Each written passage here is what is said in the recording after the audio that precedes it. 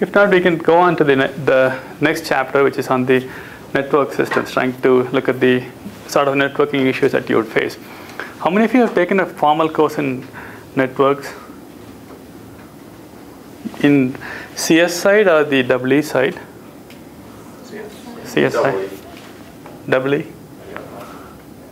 What? It's a cross between the two. Okay, who taught it? Schaefer and I can never remember the other guy's name. Okay, that's the EE side, I think. Yeah, EE networking. It's the EE, but it's cross-listed in CSE. Yeah, but depending on which department it is, you tend to stress different things, right? I learned a lot more about protocols and everything. Okay. How they run the networks rather than how to program for a network. Okay. So some of what you're looking at today may be as familiar to you because you probably looked at it from ad hoc networking or whatever scenarios. We'll still go through them. We will still try to see what's involved and stuff, right? And I would add some of the stuff that I disagree with in terms of what the book talks about. The book comes from the theoretical side aspects of it. So some of the assumptions they makes life a lot simpler, not necessarily real, right? So one of the things this is a network sensor class, so we need to look at the networking aspects of it. And for the most part, we expect them to be wireless, right? Wireless could be either radio waves or acoustic or what have you, depending on what problems you're working with, right? So if you're working, so certain modalities work for different scenarios, and each one of them have their own unique aspects, right? Which we're not particularly dealing with. And one of the things I was mentioning was for the acoustics, is underwater acoustics supposed to work, but so people barely understand how the acoustics should actually work, right? I think most people agree that if you're in the middle of the ocean with nothing around you, it's great. But it's also the most boring point to be because there's usually nothing much to watch, right? And the other assumption is, we're talking about sensors, which there are plenty of them. So, and they are self-sustaining kind of stuff. So we assume that they are wireless, and we assume that the numbers are such that you cannot send a packet from one end to the other end directly. So you have to kind of route through some mechanism. So that's the routing becomes part of the system just because it's a very large system, right? So you have to worry about routing, and the routing happens on these sensors. So the sensors are measuring some phenomenon, and they're also routing these messages across the system. And so the people make different assumptions on how these things should work, and the book uses the simple disk model, which essentially says that any node you have can communicate with the radius of r, right? Something like this nice round circle, which means that you can then put another node here and then have r here and so on, and have this nice math aspects of it, right? And many of you who have tried these things know that it never works like this, right? The only way it works like this is if you have, I think some of you have to connect with reflection, diffraction, scattering effects. So essentially, you have to be transmitting with nothing like holding it. So the transmitter has to be certain level above the ground. There should not be any reflection off the ground, right? So it should be like only propagating from there. The one which is receiving it has to be with no, it should be like a little, circle floating in the air, little circle floating in the air, and the ground should be perfectly clear with no weird patterns reflecting and stuff. It never happens like that, right? So it tends to have, some sort of a weird shape based on what the things are, and this shape tends to move around because it's based on the wind conditions or what have you, right?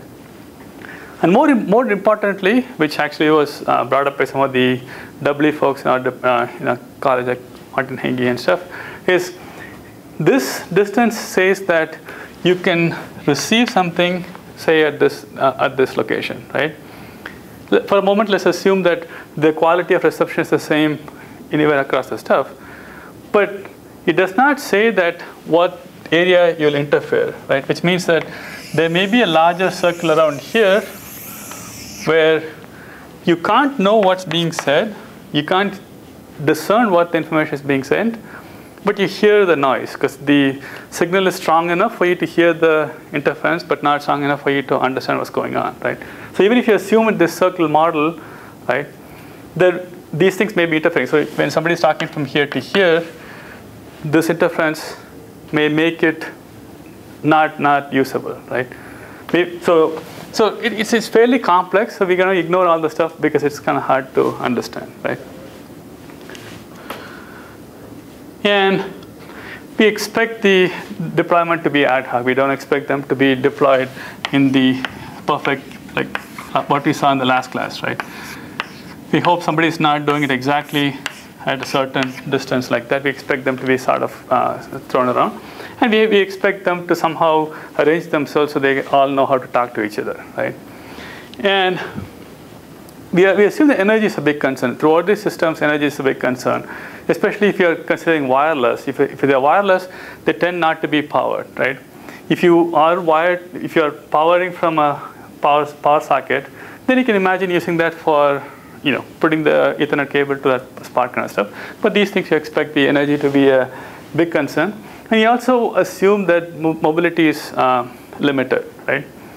For a simple fact that if you put it on a tank, then yeah, energy is a concern. But since the tank has enough energy, you can smooch off of that. So you assume these things, and of course, depending on what scenario you're talking about, this may or may not be true. But in general, these are the characteristics that you look at.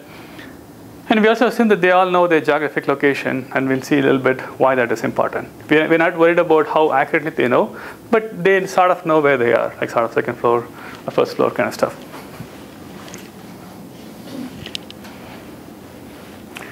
Yeah, and I'll talk a little bit about the medium access, the MAC layer, right? So if you remember the network stack, there's the physical layer, which concerns about how the radio waves are transmitted and modulated and all those things. We'll ignore that part. So the medium access layer basically says that once you know how to communicate on the radio waves, how do you get access to the medium, right? All this radio and all those things are shared medium. So everybody's trying to talk on the same medium. So if you have two sensors which are trying to talk to each other, they have to figure out how to arbitrate and figure out who goes when, right? And that's the main aspects, main part that you worry about here. Except there's some differences from what you typically do in a wireless LAN. So this is the same as what you see in a wireless LAN. It's the same problem what you see in cellular phones and stuff. And I'll give some of the technologies in the next slide.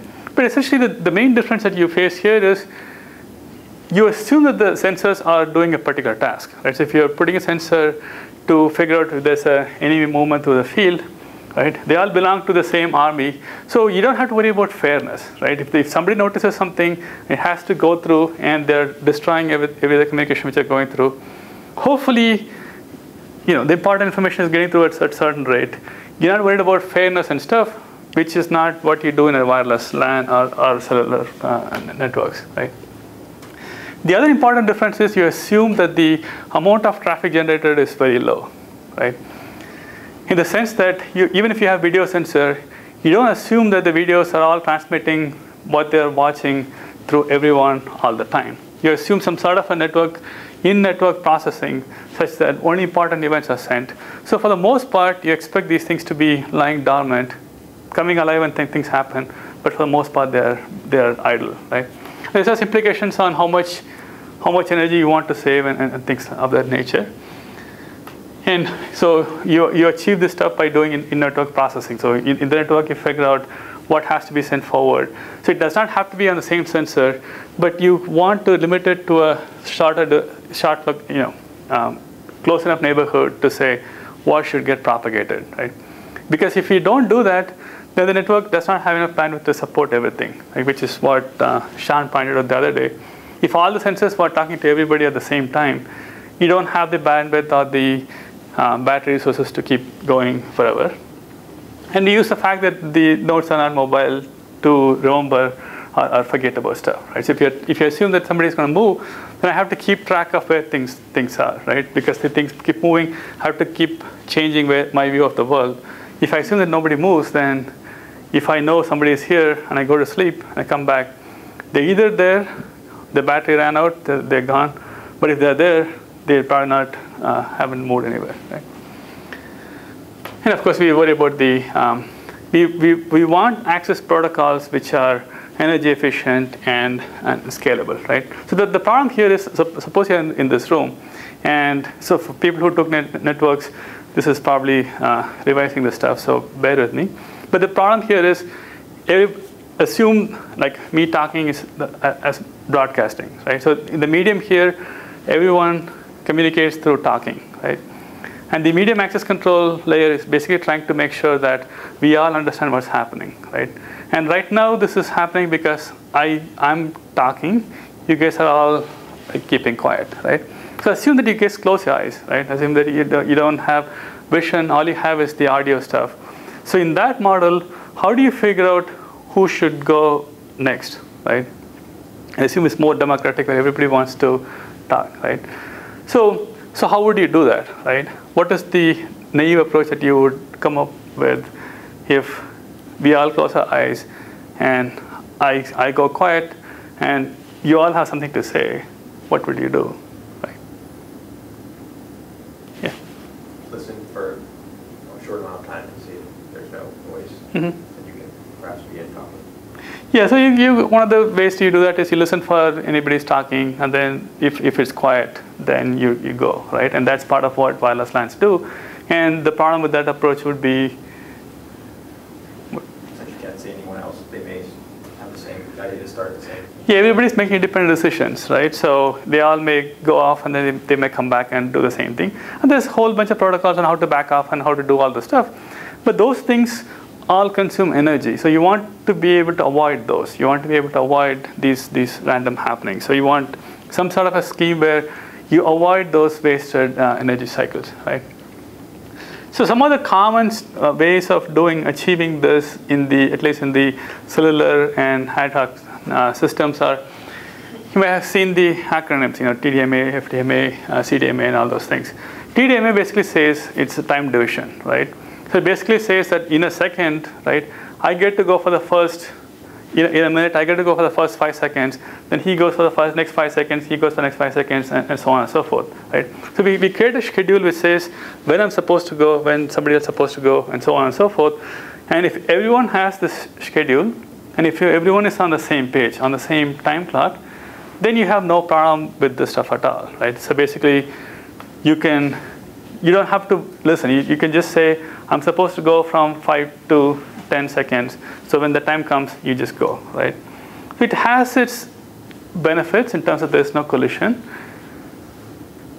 Some of the negatives is somebody has to create these schedules. Somebody has to create the schedule that everybody has to know. So if I have to, so every time you have to talk, if you have to send the schedule, if you have to decide the schedule, then it becomes non-scalable, right? So before every minute, we all say, okay, I want to talk for 2 minutes. You want to talk for, 2 seconds, 3 seconds, 5 seconds, 10 seconds. Then we all agree that you should go, you should go, you should go. So we're doing a lot of communication to trying to figure out who should go. And then if you go, that's not good. So we would like these things to be as low as possible. We also have to worry about how to keep these things all in sync, right? Because if your clock is off, then you'll miss the communication because you're not awake at that time. And frequency division multiplication, FDMA, basically is your TV channels, right? You basically split the wireless channel into multiple different frequency bands, and you say you go on channel 1, you go on channel 2, you go on channel 3, so there's no collision. And CDMA, which is some of the, I think the Qualcomm phones uses, essentially you figure out what the codes are, right? And what codes are, all those things are beyond the scope of what you have to look at. But essentially that allows two people to be operating on the same frequency band, but the way that you're switching channels makes you not collide with somebody else, right? So all these things make sure that there's no collision. If you follow the protocol, there's no collision because you know when you're supposed to go and there's no collision, right? And cellular phone companies typically use that because you have the cell tower which figures out what your schedule is and who should go next, and things work out, right? Whereas if you're using your wireless LAN, you have no central authority who can do this. Your access point does not know who has to go, what they have to say. So we have a notion of a CSMA CA, right? Which essentially is what Nathan mentioned, which is CS part means carrier sense. So everybody has the ability to sense if somebody else is talking, right? And multiple access means a whole bunch of people are in the same space. So which means that everybody can listen in on the system, and if it's silent, then they can go, right? And if they do that, there will be collisions. And so CA means there are ways of trying to avoid collisions, right? You will have collisions, but you're trying to avoid collisions. And there are reasons why you cannot detect it, and more on that is in your networking class, right? So those are the stuff that you would like to use some of these things, but you want to avoid some of the other aspects of it. You don't want to do the communication. So here, all these sensors are independent sitting out there. You want them to communicate the least amount of time, and how do you use them? So you kind of borrow some of these techniques and then you move forward, right? And you specifically address four aspects which are more important on sensor setup than other cases. One is all these systems, they consume energy in different states. They consume energy for transmitting, they consume energy for reading data. They consume little energy if they're sleeping, but they consume energy if they're listening idle, waiting for some data to come, right? So if you're just sitting there idle, not listening to some data, you continue to consume energy, and that's not a good thing, right? Especially in a system where the system can go on for days with nothing going on. If you sit there idly waiting for stuff, then you'll run down your battery, right? And collisions are bad, because collisions mean that I said something and it had a collision, right? So I spoke, somebody spoke, so we both spoke at the same time. That means nobody can hear what we said. So we have to back off.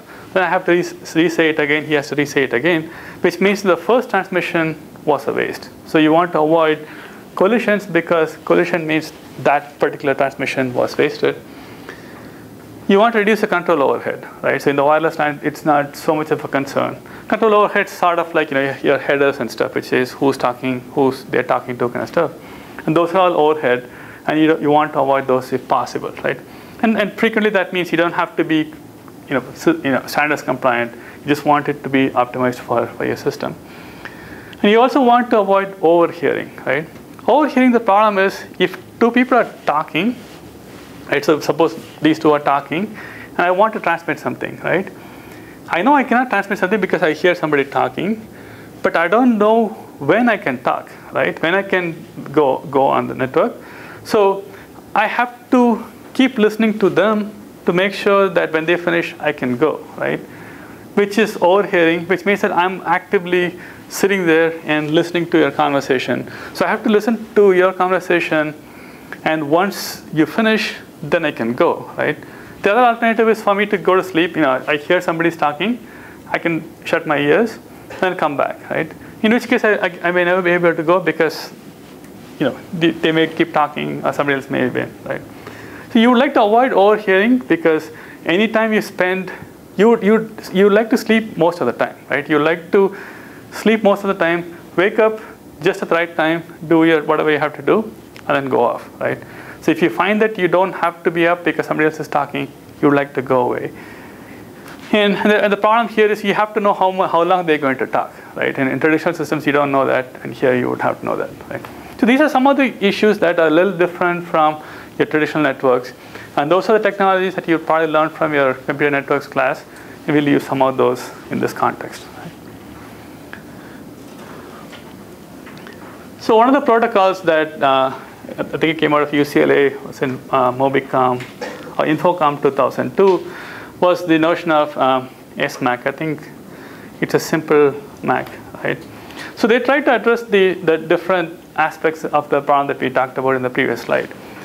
So they tried to address the issue of long idle cycles by using a periodic listen and sleep, right? Which means that you never stay up, right? You periodically wake up, you periodically listen, see if there's anything coming your way. If there is, you wait for the data. If not, you go away, right? So that means that everybody in the neighborhood should have the same schedule, right? Because otherwise, if you're not synchronized, then you may wake up on the half an hour point, I may wake up at the 45-minute point, and we may never talk to each other. So we have to be synchronized. And remember, synchronizing means that we have to somehow keep all the clocks the same. And the scalability argument would mean that doing this across the whole field may be hard. So if you assume you have a sensor deployment for miles and miles, you don't necessarily want the whole thing to be synchronized to the same clock.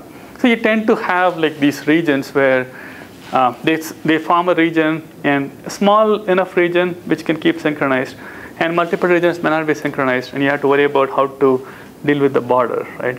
So you try to achieve scalability by decomposing the problem into smaller regions, right?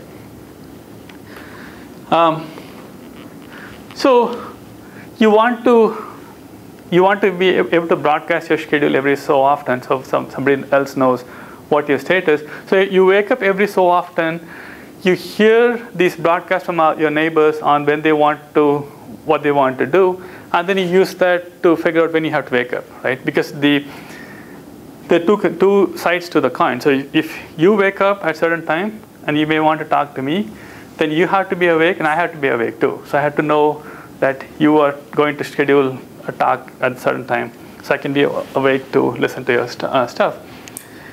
And so these periodic broadcasts will say something about your schedule, and you use those broadcasts to figure out what your clock is, to synchronize yourself, right? So rather than, so if you say you want to wake up every so often, right, you kind of have a fuzzy zone where you kind of wake up, right? And then during that interval, if you hear your neighboring node send a packet, you know what their time is, so you try to synchronize to that clock. So you kind of eventually reach a point where, so every transmission synchronizes the other nodes, right? And these packets also are a nice way for a new node to join in. So if a new node comes in, it has to keep awake. It doesn't know what the schedule is. It has to keep awake till it hears somebody talk. If it hears somebody talk, it knows the schedule. So you attach yourself to the schedule and send your packets, and then you're good to go from there, right? So these ways, in this way, you try to use the fact that the system is mostly idle by using times when you're up, and then most of the time you're idle, and when figuring, but dynamically changing how much you can be idle based on how much data you have to send and all those things. And for collision avoidance, you use DCF, which is sort of the CSMA CA we looked at. You see if there's anybody talking. If there are, you back off. If not, you transmit. Sort of what Nathan mentioned, right? So you also avoid the overhearing problems by attaching the each packet will have the duration field. So you're supposed to have the duration field on how long you're supposed to send the data, right? So when you wake up, when you see a packet go by, if you know it's not for you, you figure out the duration field and use that to go to sleep, because you know you're going to go to sleep. So why couldn't you do this on the wireless LAN? It's not related to this class, but in general, why couldn't you use this sort of a model where every packet tells you how big it is, so I can go to sleep based on how much duration there is, right? Yeah. Let's say I'm downloading a movie. You're never going to really get in. I'm just going to continuously use the network, and it's the fairness factor that comes in where on the internet you want everybody to be able to access. So let's worry about a packet size, right? Yeah, because otherwise the movie example would be there. Assume it's a packet sized, right? And packets are bounded size. Let's say 1500, right? So it's only 1500 bytes long.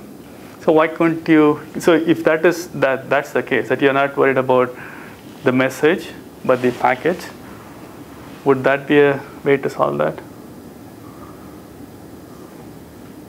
It's not related to this class. I mean, it's actually from the networking side, but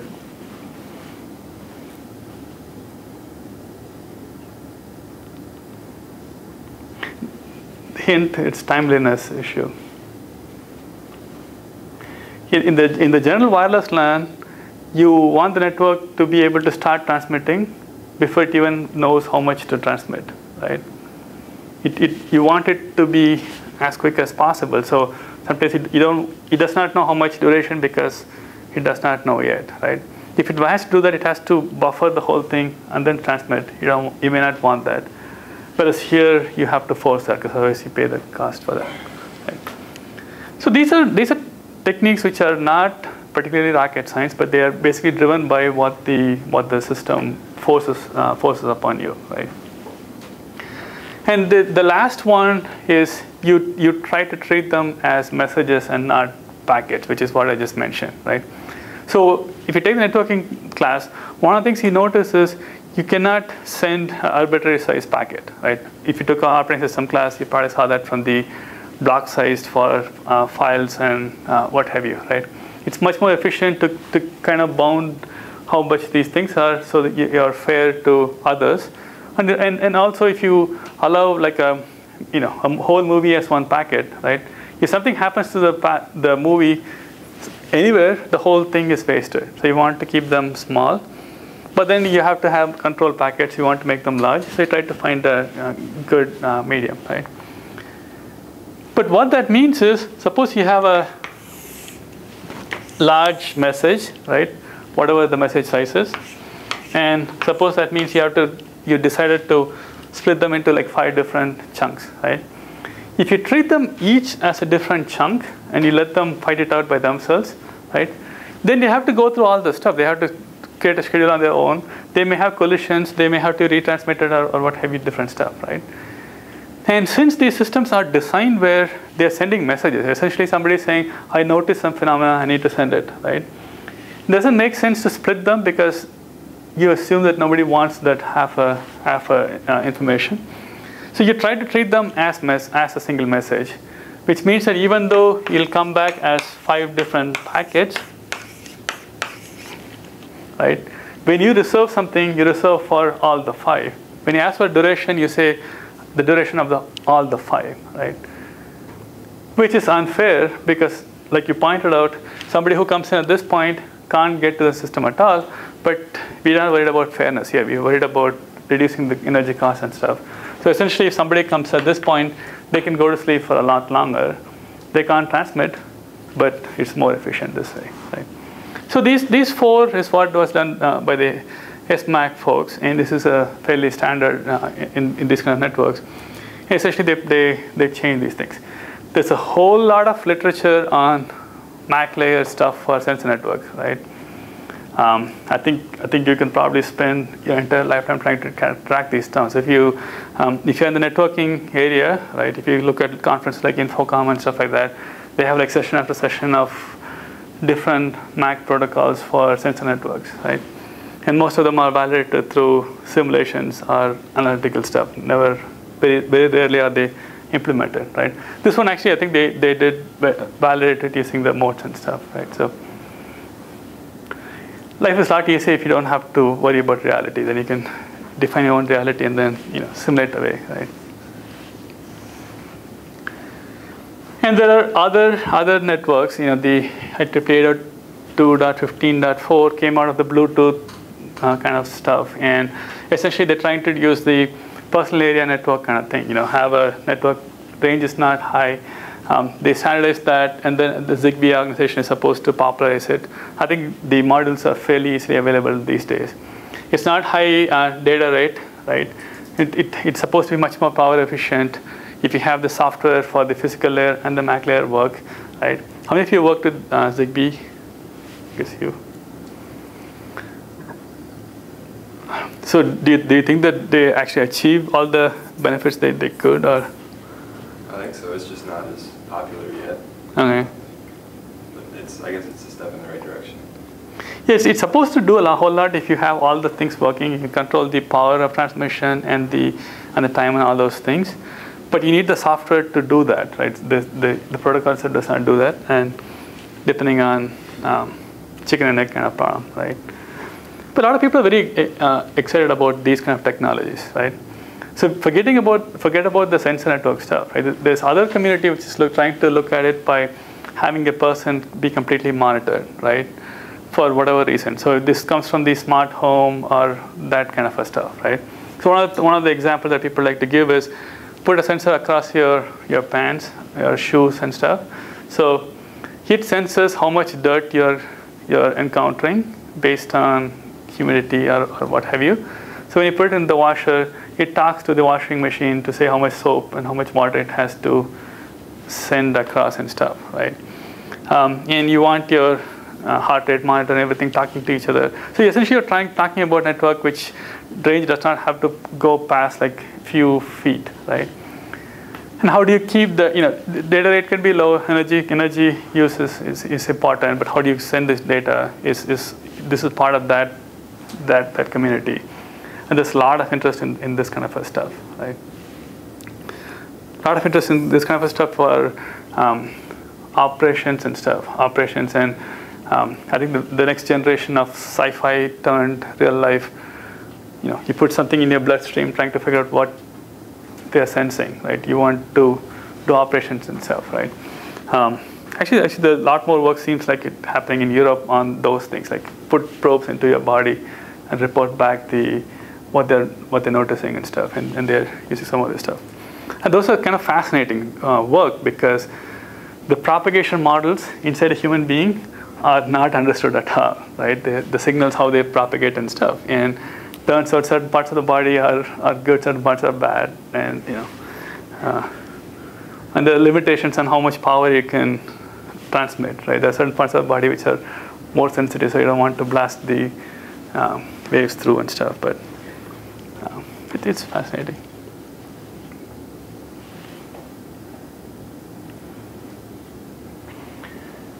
So the next step is, so I have given 100,000 feet view of some of the ways that a network can be set up. Right, so you have a bunch of sensors. Let's say you have a bunch of sensors here, and somehow they're linked. And these, the MAC layers would tell who should go first and who should go next. So essentially, that means that if somebody has a network packet here, they can send it eventually from here to here, right, in an energy efficient fashion, right? So next you're trying to see how you can organize these things to do something more interesting, which is the routing component, right? So you want to make sure that if this node wants to find something over here, it has to figure out how to go from here to there. And this is the notion of routing, right? And if you took the networking class in the ad hoc network setup, you have different ways of figuring out what the route is. So you may not think for some reason this is the route, right? Assume that you cannot talk from here to here directly, and the range is sort of across one of these things.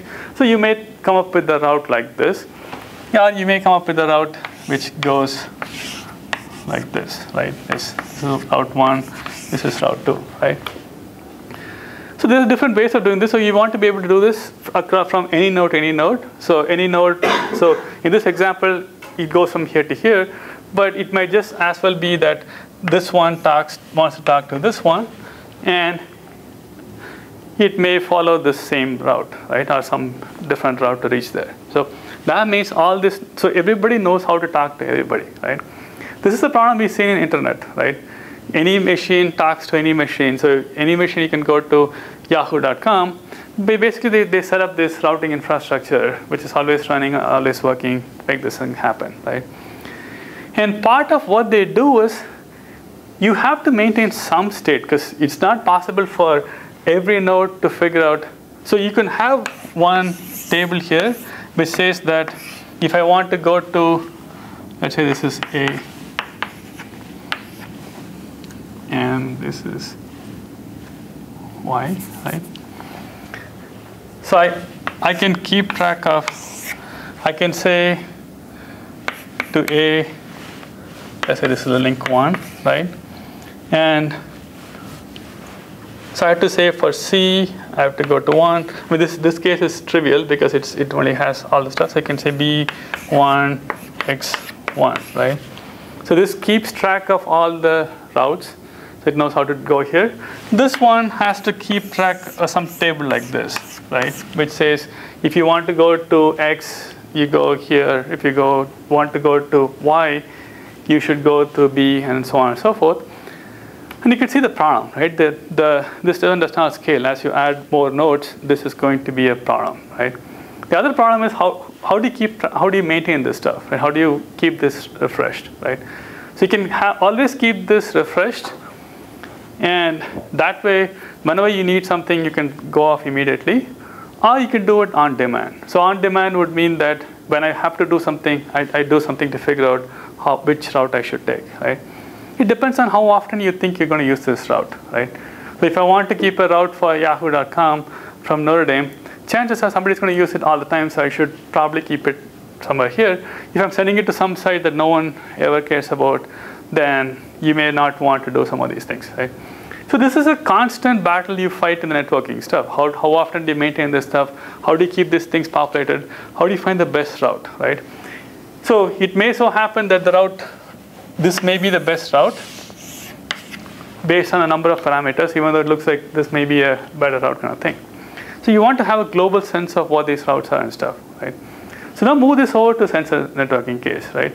You have a lot more of these dots than you probably see on the internet. The question is, do you want to really see this global view? Do you want to really see a global view of where all the sensors are, so I can communicate from any sensor to any sensor?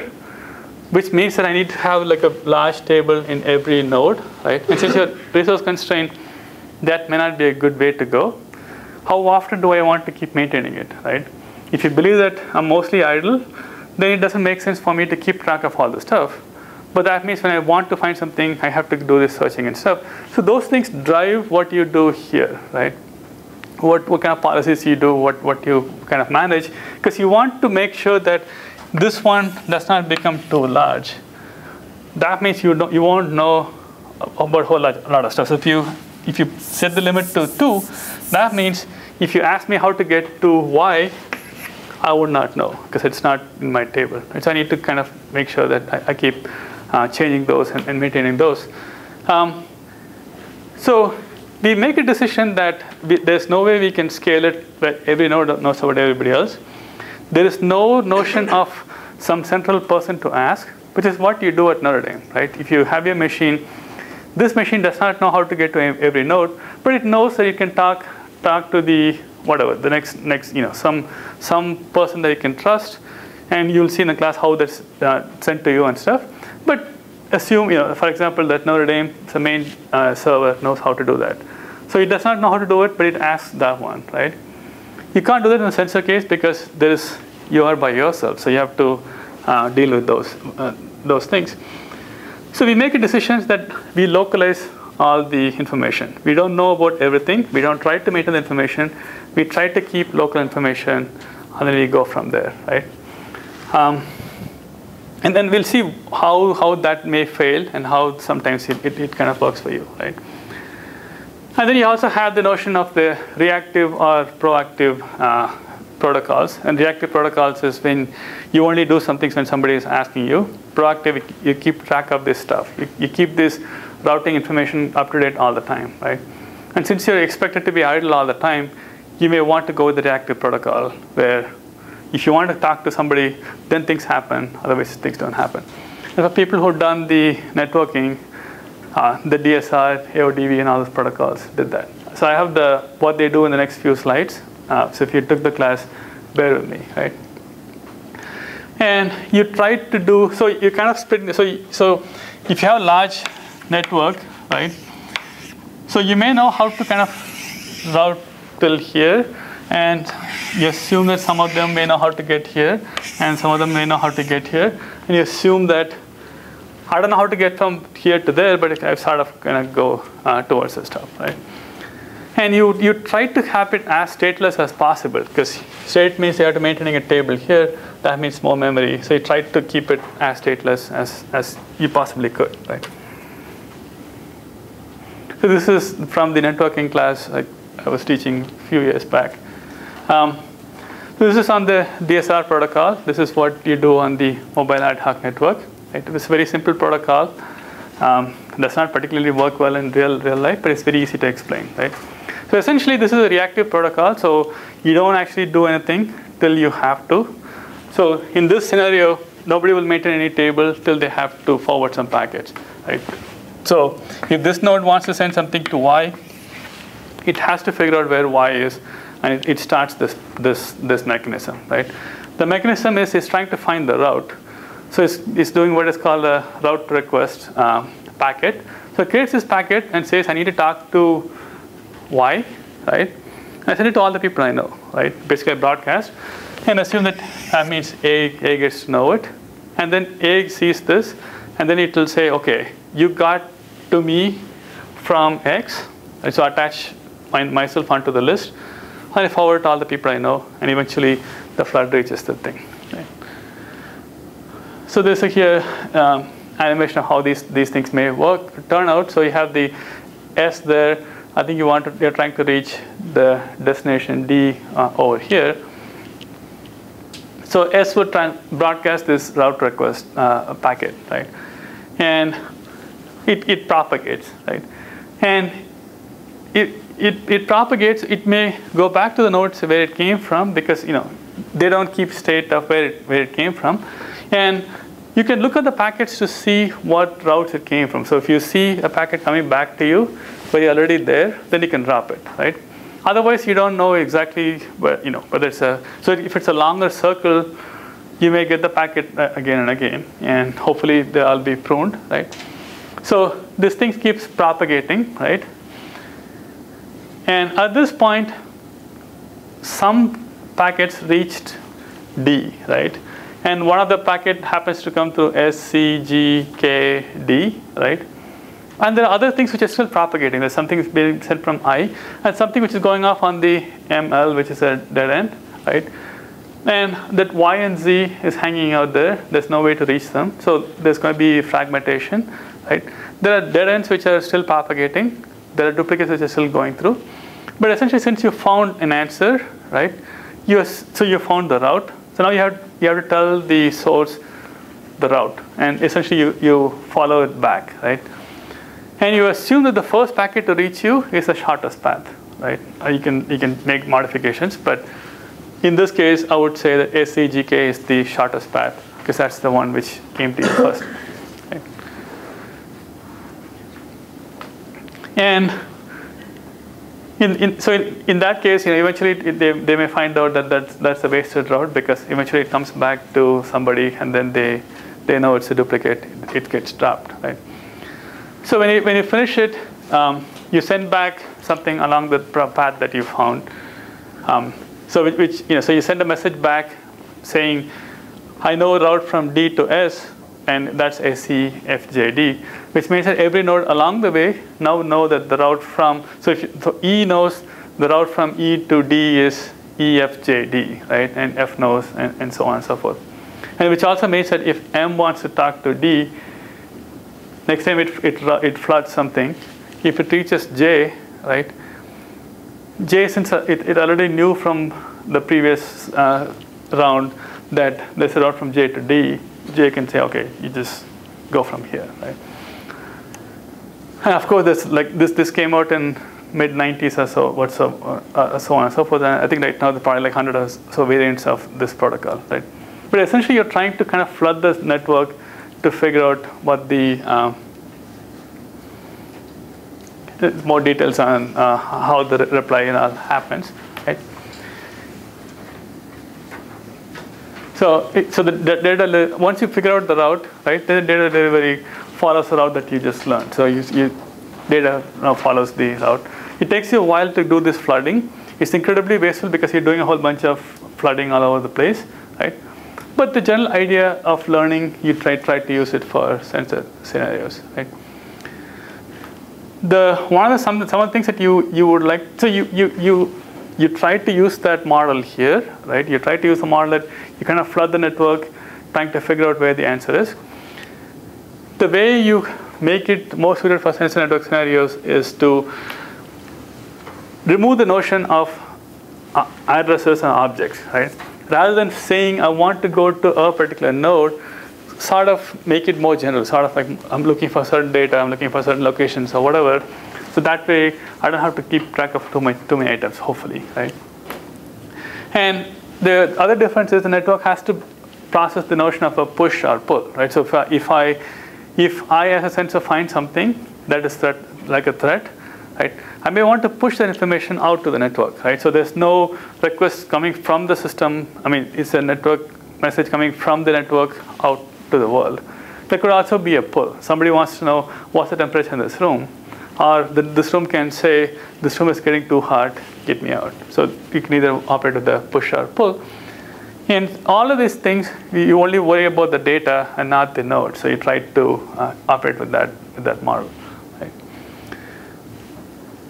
And so the book has some theory behind it, some theory based on Warner diagrams and the Delaunay triangulations and stuff. I think you should read it if you have the background to understand it. So essentially, what you're trying to do here is, so one of the models we want to look at is geographic routing, right? So I'm not worried about a node. I just want to go somewhere to that direction, kind of stuff.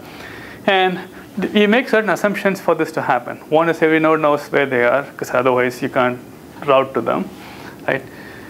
And every node knows somebody who's near them, because otherwise they can't. So they need to at least know how to talk to one other person, right? And then hopefully it'll work from there. And we try to route to a location, not to a separate specific node. So for example, we may try to route to that corner, right? Which may mean that since you appear to be closest to that corner, right? You may be the one who's associated with that corner, even though you're not actually in that corner, right? So you kind of have the neighborhood look. And you also assume that each node can have a fixed amount of routing, so you can know where it came from, right? It's fixed, so you can't keep track of a whole bunch of stuff. So you can know last 5 hops of where I've been, which means that you may get into a loop and you won't know how to get out of it, right? Because you don't have the whole stuff, right? So the first model we want to do is a greedy distance routing, which tells you that I know who my neighbors are, and I know where I have to go, right? And I want to find out the shortest. I want to take the next hop, which is the shortest from where I am towards that goal, right? So suppose I have to go here, right? This is the geographic location I have to go, and I'm here, and there's a node here, there's a node here. Actually,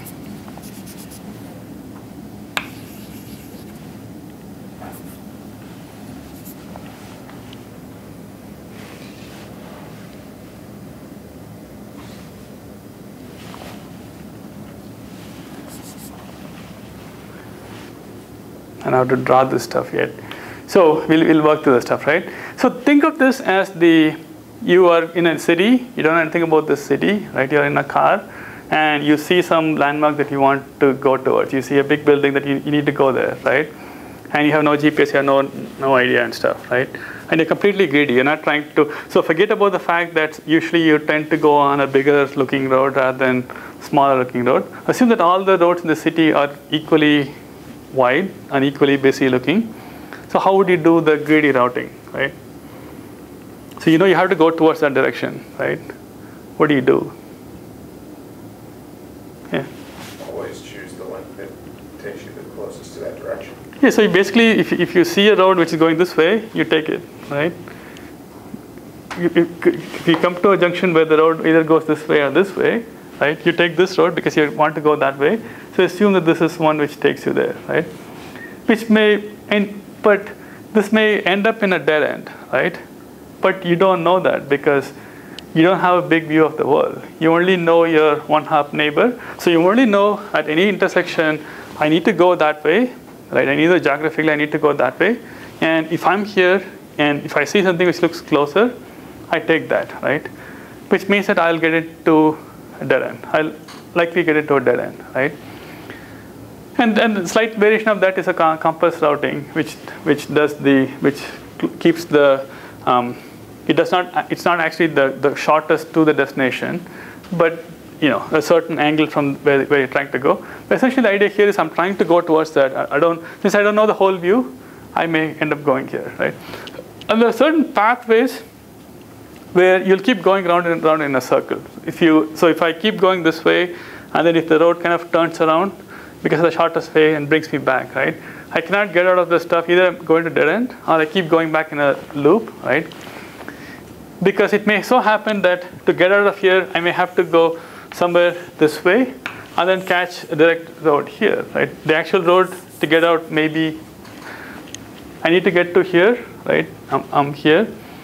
If you know the global state, you may know that the answer to get out of here is to go from here away from the target and take this road, right? But if you don't know this, you end up kind of like going round and round here because you can't see the big picture, right? And since the amount of information you keep is bounded, you have no idea this is happening, so you may keep going through in a loop. You may not find it, right? And that's inherently a problem with these kind of systems. If you don't have the big picture view, right, no one knows what this stat is, so you have to go through this stuff. And there are ways to minimize these. And one of them is the convex perimeter routing, right, which essentially says that if you get into this loop, try to find the edge and follow the edge, right? So this edge did not work, so try to find this edge, keep going till you're out of this loop, and then you do something, right? It all looks very good on the theory aspects of it. If you read the paper, the math behind it is beautiful. In practice, you would like to avoid these things, right? And there are ways you can avoid these things. And I think one of the examples that they had is if you give some sort of a function of which direction you should go, that might help you, right? So for example, in these notes, you can say a priori that you can choose whatever route you want, but the route has to follow this kind of a path, like this kind of a line, right? So from where you are, you may have to go outside to come inside kind of thing, right? And how do you do that? How do you come up with that? It's a pretty big challenge, especially since these things are deployed as they are, right? But it's a big problem because you don't have the global state. So in the DSR case, everybody knows what the route is, so they know you have to go this way. Whereas here, if you happen to be on this end, every packet will keep doing this, eventually finding out how to get out. And every extra hop you take means you're wasting energy, right? But essentially, at some point, you try to get out, and hopefully you remember those routes. And hopefully these nodes can keep track of this route, right? And again, they're limited, but you hope to try to balance these things, right? So the difference between this and the ad hoc setup is ad hoc setup, you don't worry about the resources as much as you do here, right? Does this make sense? Because I'm going through what you probably go through the network class in half a semester in like 5-10 minutes, right? For people who haven't taken network, for people who have taken network class, it's probably easier. But for folks who haven't taken network class, right? Is this clear on what you're trying to achieve? Yeah. The one question is, how do you figure out that function if you don't have any a priori information? I don't know. Okay. We don't know. So you have to magically know that. We have to magically figure that out. And if you do, then you can give it to these functions, right? We don't know how to. The system cannot do that by itself. So maybe when you deploy it, you kind of tell them these functions, right? That's an excellent question. Like we don't know how to do any of these things, right? So like, would it be like, say there's a lake in the middle of somewhere, and like obviously all the ones that go in the lake are going to break. Yeah. So like something like that. I guess so you know, like you have to go around. Yeah. No, it sounds good. I mean, so all of these things sound good till you think about a way to break it, right? And so think of this as look at the analogy, right? If you're going to a new city and you have to figure out how to get somewhere, right? What do, right?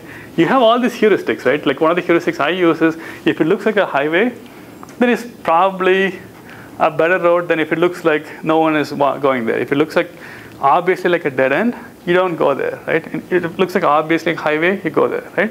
But frequently you find that doesn't quite work, right? Frequently you find that this highway takes you like 10 miles that way and drops you off at some spot, right? Most of you who drive gone through those states, right? Where your heuristics break down and you end up in the wrong place, right? I always get stuck in like Chicago. If you're going to the Chinatown, the Street 22 kind of thing. I don't know how many of you remember that part, but that's the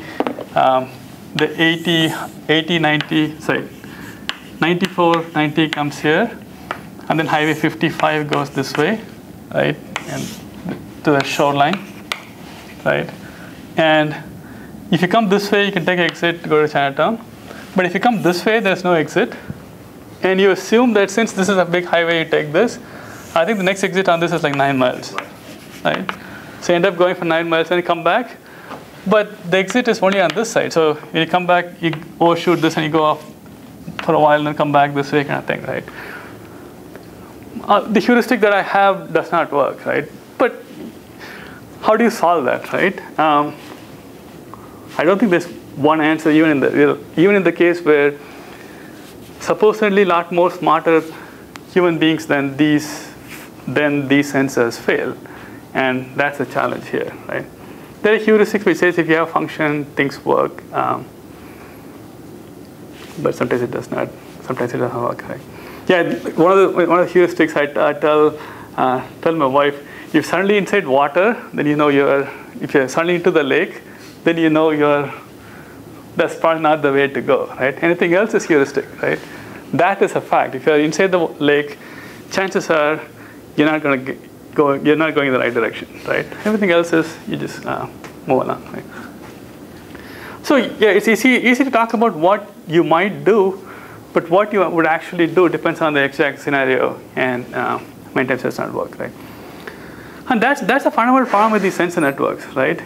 You would like a sensor, like if you look at the way it's being sold, right? You would like to take this in a aircraft, sprinkle them across Afghanistan, and they all talk to each other, figure out whatever, right? But if you imagine, there are different terrains and different things happening. So there'll be some areas where they just can't figure out how to get out, right? And I don't think that's been solved either, right? But luckily for us, our people who are working on this undergraduate kind of career, right? We are not anywhere close. That's not the only problem we don't know how to solve, right? We don't know how to solve a whole bunch of problems. When we get there, we'll worry about those. But I don't even think that we know how to transmit across like 3 or 4 nodes, all the things we talk about on a much smaller scale than what you may want to do. But one of the nice things is the paper, what they're talking about is the theoretical aspects of it. The book talks about the theoretical aspects of it, right? They're doing I don't know too much about the Delaunay triangulation, except the faculty I was talking about, that was his bread and butter, right? I know it's very complicated from the theory side to solve the problem, right? To solve the problem, if you have a bunch of nodes, how do you figure out best route to go from point A to point B? It's very complicated, right? It's O of some horrendous number, right? On a system where you know precisely the whole state of the system, right? Most of what the theory folks worry about is you have all the routes and everything, and to solve it, you don't know the whole network, right? Try the same problem, you already know you're one half iterating, right? The nice thing about the book is you realize that, okay, if you can't even do it in the case where I know the whole network and I have all the computation power in my disposal, what you're asking here is way beyond what we can do. Right. So some of the other aspects that they talk about is the notion of a function can be more efficient than single hop, right? Which, if you talk to the Professor Martin Henge, he would disagree because it does not work, right? So one of the idea here is if you want to talk, so suppose you could talk from here to here, or you could talk this way, right? If you use this unit radius model and you assume that the power to transmit depends on distance, and you also assume that since you get more throughput and stuff, right? But practically that does not work because essentially you can transmit from here to here, but the interference actually reaches till here. So you don't get this benefit, and you have all kind of problems with, when this is transmitting, it interferes with this one. And the book assumes that that's not true, that multi-hop is better. Obviously, if you can't reach here, then you have to use multi-hop, but it's not necessarily the choice you want to use. And The other nice aspect that people haven't thought about much is you use the broadcast nature of these things to achieve better performance. So the idea here is, if you, let's say, suppose you want to go from source to destination, right? And in the animation I had before, there's this one line going across, right? So there's animation which says that a packet was sent from here to here and here to here, right? But in reality, there's no like directed line like that. It's usually a broadcast medium. So I have to send something which is read by anybody within this radius, right? So in that scenario, rather than me sending these two arrows, I can, let's say I broadcast one packet, right, saying I need to go to D, right? So these two will receive it, right? And if you figure out which one should go or whatever, right? So they can both rebroadcast, right? And in which case maybe this one will reach these two and this one maybe will reach these three or whatever, right? And they all broadcast, right? It'll be chaotic because there's so many broadcasts coming out. Everybody's broadcasting. But if you figure out a way where they shut off these, some of them shut off these broadcasts, you may be able to find your path much faster than you assume those like directed lines, right? But you have to be smart enough to know when to stop it, because otherwise you see this broadcast lighting up and eventually everybody is like broadcasting, right? So some of those things people have looked at. You don't direct anybody, you kind of broadcast. Anybody who hears it also broadcasts, and then you use that to figure out how far to go. And they some of them use the notion of diseases to model how these things should work, right? Apparently diseases in a body spreads like that. When you have the first infection, they explode exponentially, right? So your body can be infected. But when your body is like fully almost infected, it does not have to work as hard because there's not anything else to infect, right? So they kind of back off and stuff. They try to look at viruses to see how epidemics propagate, how disease propagate within your body, outside the body, and so on and so forth, right?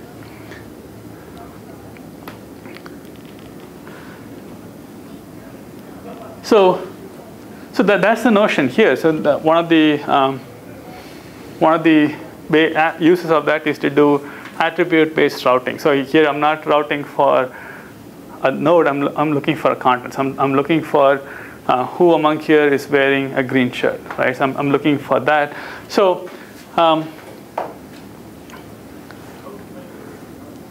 actually, that's the next step. So here I do this broadcasting. So every node which everybody who's wearing a green shirt have that knowledge. Everybody who's looking for a green shirt have that knowledge. People who are looking for a green shirt place this request on the system network, and it kind of propagates through. Like you can assume them as agents kind of thing, right? So I say I want somebody who has a green shirt. I just place it on the network, and that propagates. People who have green shirt propagate the fact that they're wearing a green shirt, and eventually when they both meet, they get back to me, and then you talk about notion of reinforcing certain path, right? So if you get the result first, you assume that's the shortest path, and you send something back to say how you can make that go faster. Read the textbook for more details on how these things work. But essentially, you're trying to say, I'm looking for certain things, and I'm doing this flooding,